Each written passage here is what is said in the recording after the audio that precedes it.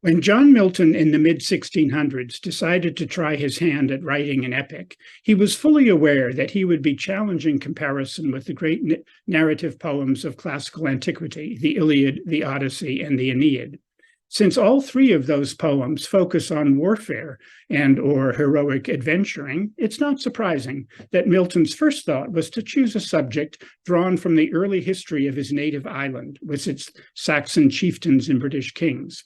Soon enough, though, he settled instead on a scriptural theme: Adam and Eve's fateful decision, prompted by Satan in serpent's disguise, to eat fruit from the one tree in paradise which God had expressly forbidden them to touch.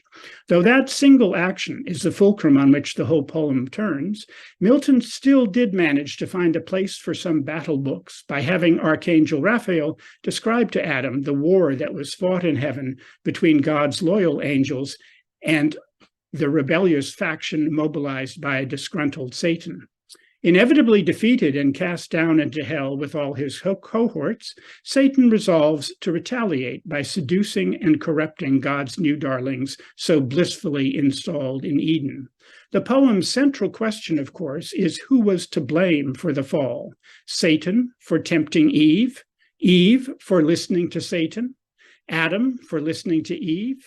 God for permitting Satan to enter Eden in the first place, or for fashioning its two human inhabitants in such a way that they were susceptible to Satan's blandishments? In the poem's opening lines, Milton explicitly states his intention to justify the ways of God to men, but not all readers have been convinced that he succeeded in that endeavor. William Blake, for example, famously said that Milton was of the devil's party without knowing it, while Shelley viewed the God of Paradise Lost as a tyrant and Satan's revolt against him as justified and even heroic. So there is plenty of room for lots of lively discussion. One final point: this will be the first time I've taught an AALO course on a work that hasn't been translated from a foreign language. We will all be reading the poet's own words exactly as they were originally written.